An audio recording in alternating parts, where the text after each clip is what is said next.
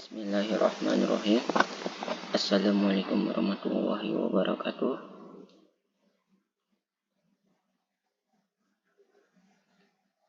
Perkenalkan, nama saya Muhammad Saki Gufron. Di sini saya ingin mempresentasikan hasil tugas UAS mata kuliah pengantar lingkungan yang berjudul materi kesehatan lingkungan. Oke, baik. Marilah di sini saya akan menjelaskan materinya.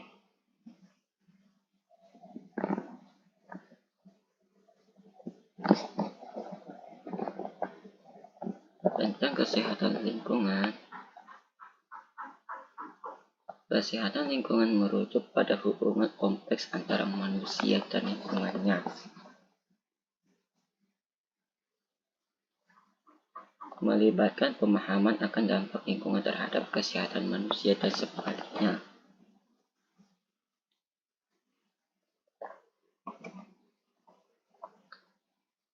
Pentingnya menjaga keberlanjutan lingkungan.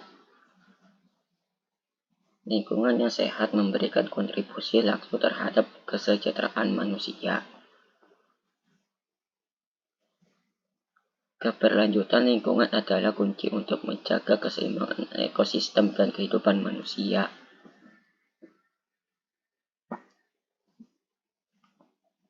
Definisi kesehatan lingkungan. Kesehatan lingkungan mencakup aspek kesehatan yang terkait dengan faktor-faktor fisik, kimia, biologis, sosial, dan budaya di lingkungan manusia. Komponen kesehatan lingkungan: pencemaran udara, air, dan tanah, pengolahan limbah, keanekaragaman hayati, perubahan iklim, faktor-faktor sosial dan budaya. Hubungan antara kesehatan manusia dan kesehatan lingkungan. Pengaruh kesehatan lingkungan terhadap kesehatan manusia.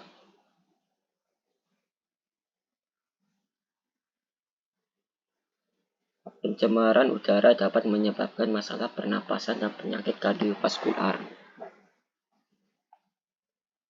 Pencemaran air dapat menyebabkan penyakit infeksi dan keracunan. Pencemaran tanah dapat berkontribusi pada masalah kesehatan kulit dan masalah kesehatan lainnya.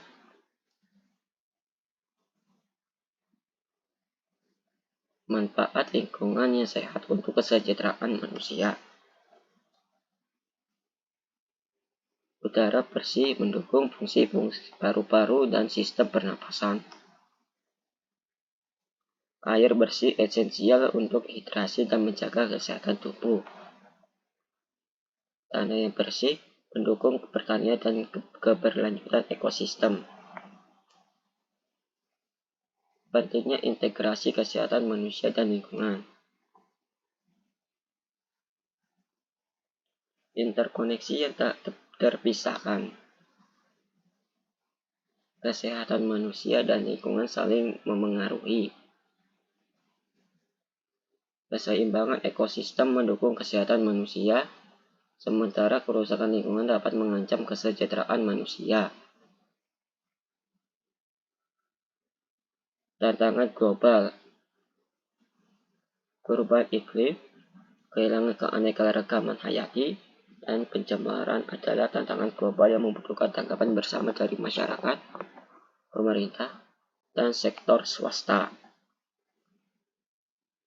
Dampak pencemaran udara terhadap kesehatan manusia.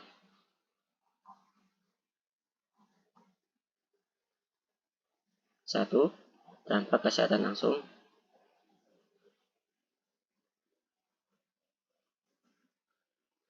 Gangguan pernapasan seperti asma dan bronkitis. Penyakit kardiovaskular seperti penyakit jantung dan stroke.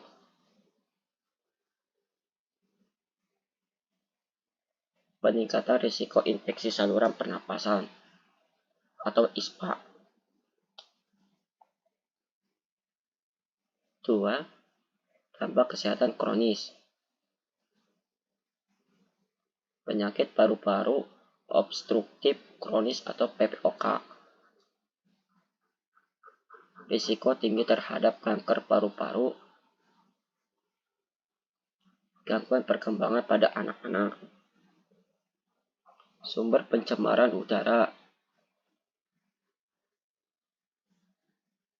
Yang pertama, emisi industri, pabrik dan pembangkit listrik, kendaraan bermotor dan transportasi. Yang kedua, polusi rumah tangga, pemanasan menggunakan bahan bakar fosil, penggunaan produk kimia di dalam rumah.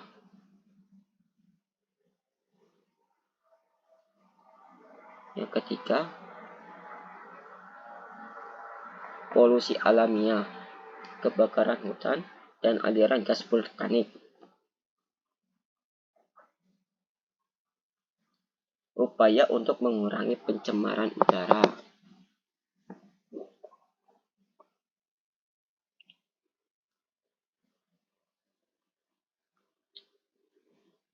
Regulasi dan kebijakan lingkungan. Standar emisi untuk industri, pengendalian emisi kendaraan dan teknologi bersih. Yang kedua, promosi energi bersih, beralih ke sumber energi terbarukan, mendorong penggunaan transportasi ramah lingkungan. Yang ketiga, pendidikan dan kesadaran masyarakat. Kampanye pengurangan penggunaan bahan bakar fosil, mendorong praktik hidup berkelanjutan.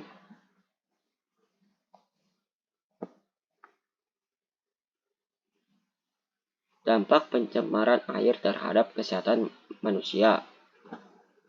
Yang pertama, gangguan saluran pencernaan.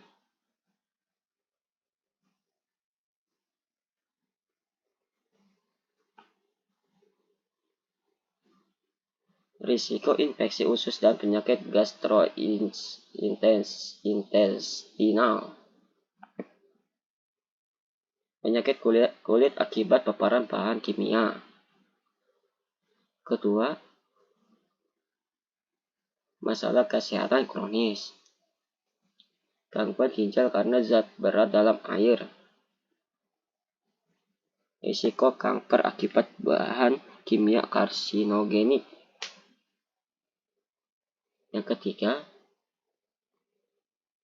gangguan sistem kardiovaskular. Peningkatan risiko penyakit jantung dan stroke.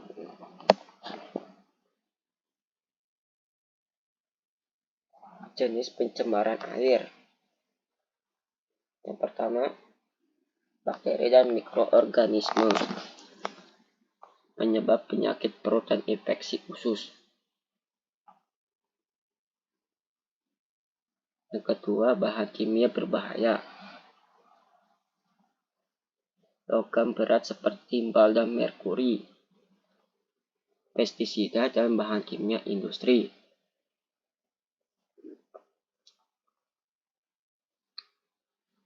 Yang ketiga, nutrin berlebihan.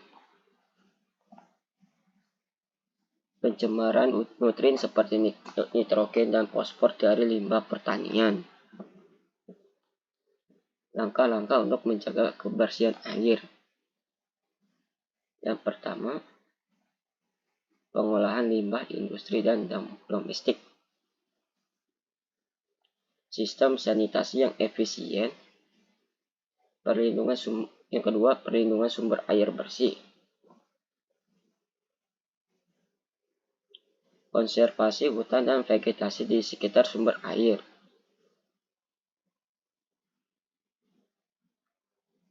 Praktik pertanian dan berkelanjutan untuk mencegah erosi tanah. Yang ketiga, pertanian dan kesadaran masyarakat. Kampanye penyadaran tentang pengolahan limbah cair. Pembelajaran praktik bersih di masyarakat. Dampak pencemaran tanah terhadap kesehatan manusia. Yang pertama, Paparan logam berat dapat menyebabkan gangguan pencernaan. Risiko keracunan makanan melalui tanaman yang tumbuh di tanah tercemar. Yang kedua, penyakit kulit. Dermatitis dan masalah kulit lainnya akibat kontak dengan bahan kimia berbahaya. Ketiga, masalah perkembangan anak-anak. Gangguan perkembangan karena paparan bahan kimia tertentu.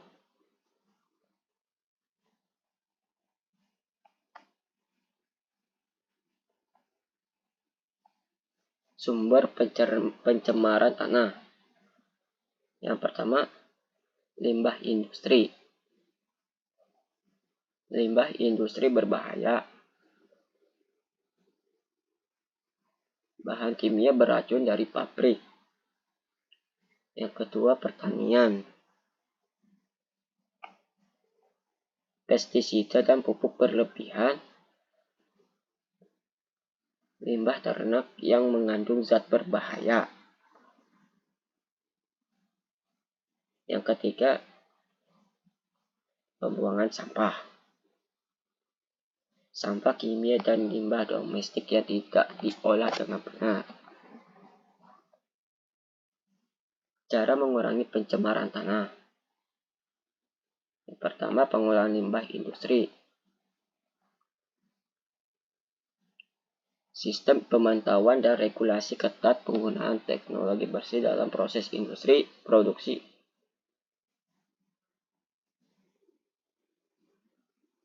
Yang kedua, pertanian berkelanjutan. Penggunaan pestisida dan pupuk yang bijaksana. Rotasi tanaman dan praktik pertanian organik.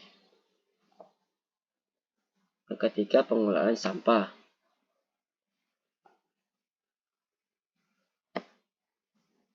Daur ulang dan daur ulang produk. Pendidikan masyarakat tentang pengolahan sampah yang benar. Jenis-jenis limbah. Yang pertama, limbah padat. Sampah rumah tangga. Limbah industri padat. Yang kedua, limbah cair.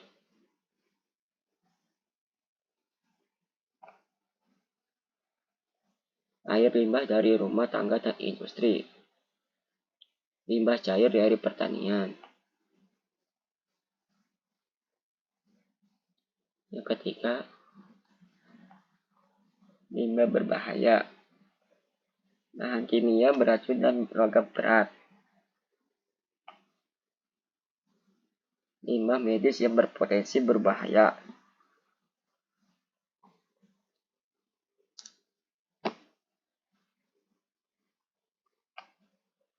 Dampak limbah terhadap lingkungan. Yang pertama, pencemaran air.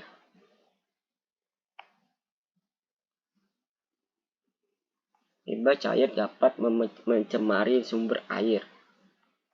Peningkatan kadar nutrien dapat menyebabkan eutrofikasi. Yang kedua, pencemaran udara. Gas dan partikel berbahaya dari pembakaran limbah. Gas dan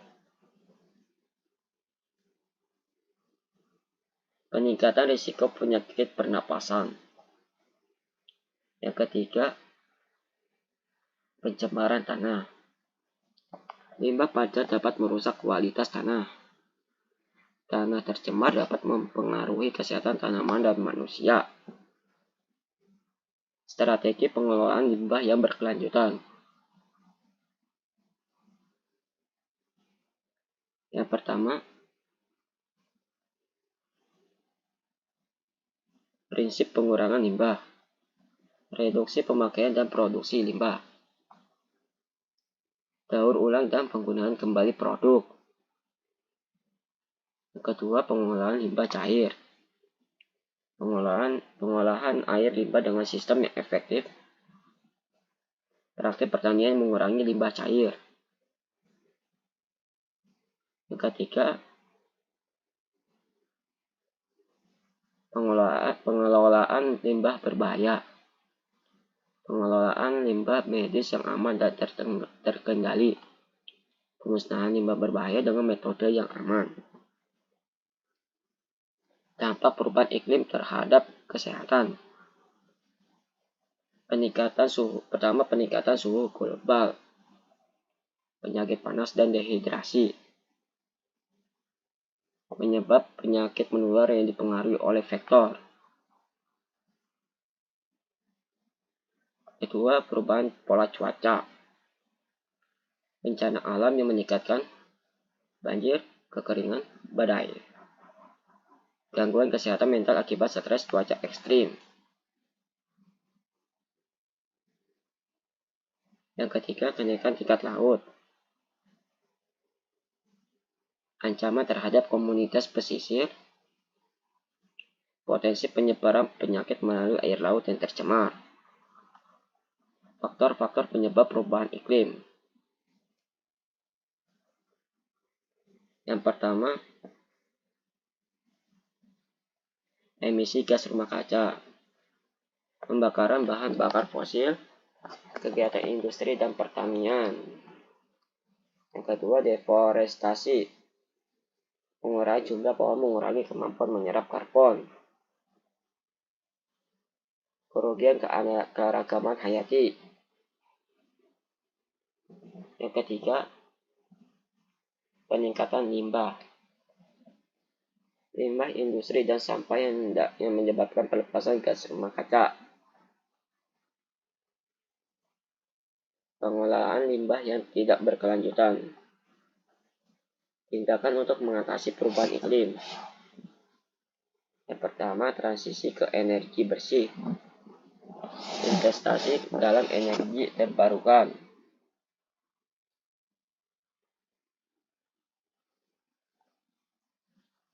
Pengurangan ketergantungan pada bahan bakar fosil. Konservasi hutan.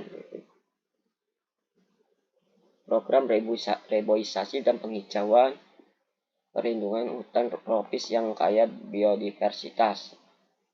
Yang ketiga, pendidikan dan kesadaran masyarakat. Kampanye kesadaran tentang dampak perubahan iklim. Promosi gaya hidup berkelanjutan. Pentingnya konservasi energi. Yang pertama, efek perubahan iklim. Reduksi emisi gas rumah kaca, menyelamatkan sumber daya alam. Yang kedua, keberlanjutan energi. Mendukung penggunaan energi terbarukan, mengurangi ketergantungan pada bahan bakar fosil. Yang ketiga, manfaat jangka panjang. Meningkatkan ketahanan energi, mengurangi biaya hidup dan memperpanjang umur perawatan. Cara mengurangi konsumsi energi. Yang pertama, peningkatan efisiensi energi.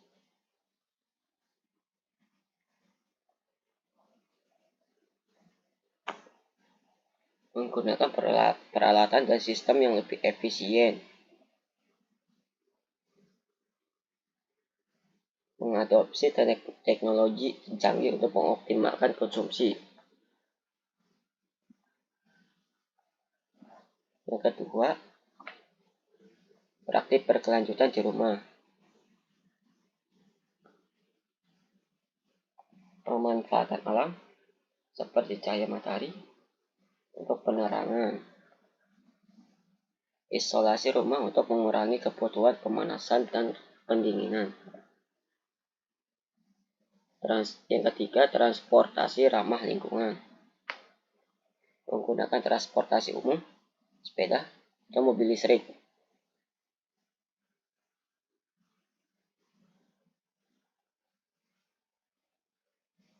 berkendara dengan gaya hidup berbagi. Manfaat konservasi energi terhadap kesehatan lingkungan. Yang pertama, reduksi pencemaran udara. Berkurangnya emisi gas rumah kaca dari pembangkit listrik. Menyelamatkan kualitas udara dan kesehatan pernapasan. Yang kedua, konservasi sumber daya alam.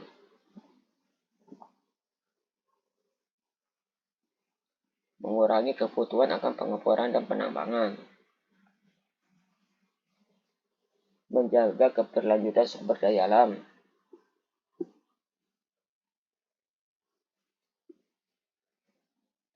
Yang ketiga, keberlanjutan lingkungan. Meningkatkan kualitas hidup bagi makhluk hidup di planet ini.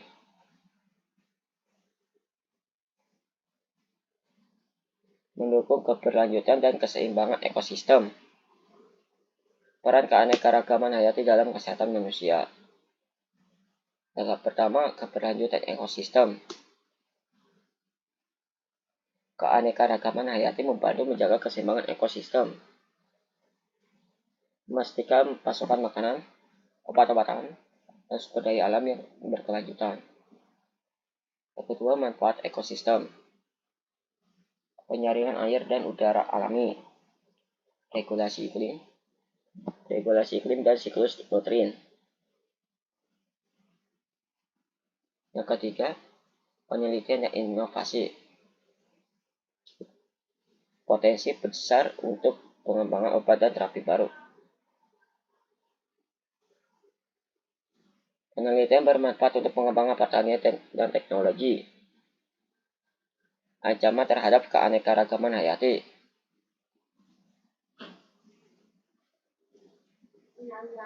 Pertama, hilangnya habitat, deforestasi, dan konservasi lahan, urbanisasi dan pertumbuhan industri.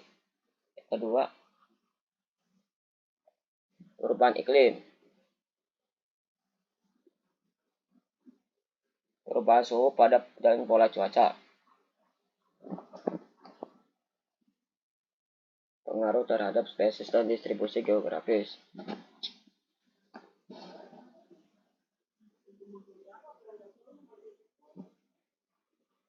Yang ketiga, polusi dan overeksploitasi.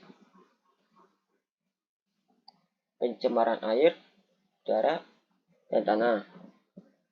Penangkapan ikan dan perburuan yang berlebihan. Upaya pelestarian keanekaragaman hayati. Yang pertama, konservasi habitat. Pembentukan dan pelestarian kawasan konservasi. Restorasi habitat yang terdegradasi. Yang kedua, pengendalian perdagangan ilegal. Implementasi undang-undang dan peraturan ketat. Peningkatan pengawasan dan penegakan hukum. Yang ketiga, pendidikan dan kesadaran. Kampanye untuk meningkatkan kesadaran tentang pentingnya keanekaragaman hayati. Program edukasi untuk mendorong konservasi di masyarakat. Pentingnya pendidikan tentang kesehatan lingkungan. Pertama, pendidikan sebagai fondasi. Mempersiapkan masyarakat untuk memahami dampak aktivitas mereka pada lingkungan. Mendorong pemahaman tentang hubungan antara kesehatan manusia dan kesehatan lingkungan. Yang kedua, kesadaran sebagai pemacu tindakan. Kesadaran akan pentingnya menjaga keberlanjutan dapat merangsang tindakan positif. Masyarakat yang teredukasi lebih mungkin terlibat dalam praktek hidup berkelanjutan. Peran masyarakat dalam menjaga keberlanjutan. Yang pertama, partisipasi dalam keputusan lingkungan. Masyarakat memiliki peran kunci dalam mendukung atau menentang kebijakan lingkungan. Partisipasi aktif dalam pengambilan keputusan dapat memastikan keberlanjutan.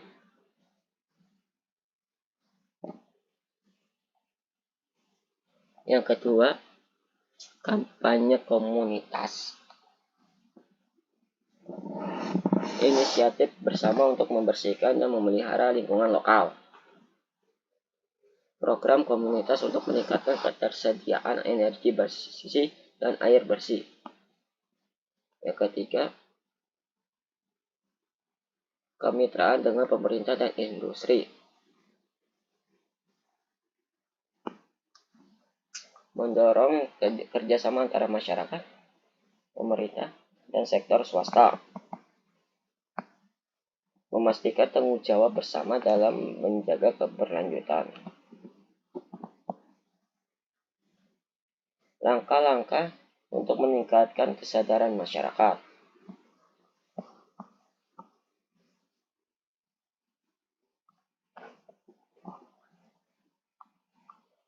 Yang pertama, pendidikan formal dan informal. Integrasi topik kesehatan lingkungan dalam kurikulum pendidikan. Kampanye pendidikan melalui media massa dan sosial. Yang kedua, program pelatihan. Pelatihan komunitas serta praktik berkelanjutan. Workshop untuk meningkatkan keterampilan dalam pengelolaan limbah dan keberlanjutan energi. Yang ketiga, inisiatif komunitas. Pembentukan kelompok advokasi lingkungan. Program penghargaan untuk komunitas yang mencapai tujuan keberlanjutan. Dan yang terakhir, kesimpulan.